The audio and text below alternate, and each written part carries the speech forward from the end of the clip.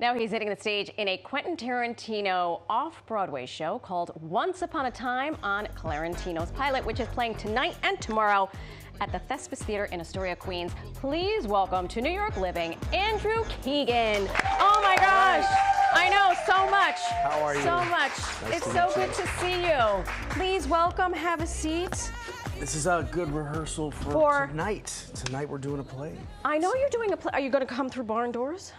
Actually, it's very similar. Is to it that. really? So I was like in my head, I'm practicing Get into for character? tonight. Exactly. Okay. First of all, thanks for joining us. Absolutely. Especially on a night that you have a show tonight also. What is this show about? Because I happen to love Quentin Tarantino. Someone in your on your team has the Kill Bill tank top on, Yes. and my favorite movie. So he's the playwright, Okay. and essentially took Once Upon a Time in Hollywood.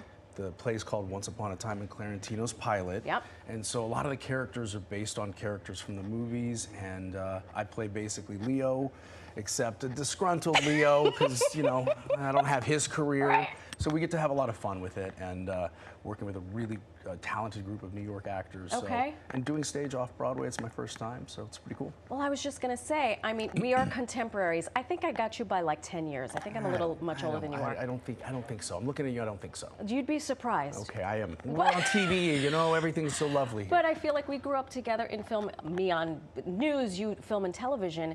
And so seeing you take a turn on the stage, I got really excited for that. Was this something that you were planning for? Is it something that you had hoped for? Or did the universe just align? I would say more the universe aligned. Okay. And it's a different process. Obviously, Sure. film and television, you've got cameras like this. You can get a second take. Right. On stage, you can't. So it's definitely, it's a big night tonight. Yeah, it's a big night. On that note, I'm going to On that note, a cheers to big nights. Freshest tap water here. I'll take a sip. We just showed a clip of the Dad, what were you like in the 90s? Yes, what a trend. Actually, a neighbor of mine I had gotten a couple messages about it. I'm not so good with the social media, so he was like, oh, let me help you with it. Yeah. So we put it together, and it went kind of viral. Of course it went viral. Hello. Yeah, I guess, you Andrew know. Keegan, what was it like? Because I have two boys. They know better than to ask me because I am not very literate in social media either. The 90s to me were like the best time in life for me, I think. What about for you? Well, I think, you know, things are so different now. Everyone's got a device in their hand. It was like an era where we rode our bikes, we went outside, we had to pick up a phone. I mean, kids now don't even understand. You had to literally remember people's phone numbers. Right, right? I know, yeah. And it was great, it was great. I had a great time, you know, obviously working in the industry, doing films, doing television. But yeah, no, it was an era that was great. Yeah, it was. I know. I tell my children, there was a time where you had to actually turn the dial to It's wild. It's wild how make far a we've phone come. call. Can we take a quick look back at some of the stuff Sure. that you did? 10 Things I Hate About You. I mean, the fandom that came from that film.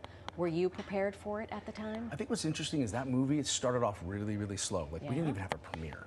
So it was just a testament to how good the movie was and is.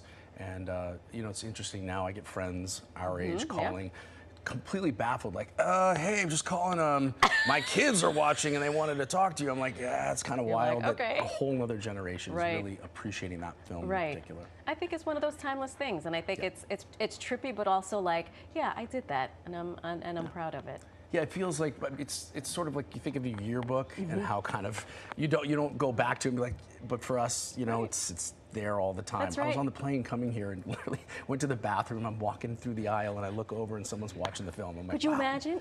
Did you say, that guy, he's a jerk in real life? Yeah, I should have, but I didn't. I was like, oh, just gonna. We're just gonna put my hat on and go about my business, move about the cabin.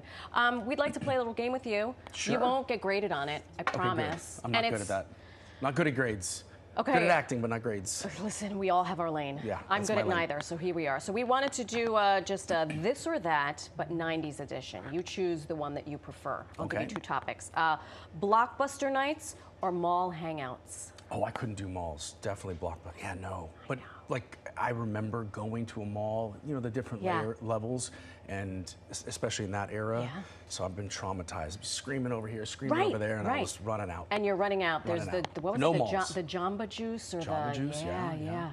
Did you ever work at a mall? Did you No, ever have to? Thank I've been God. working since I was a kid. Unbelievable. On films, so Look no, at I didn't you. do that. Oh, God.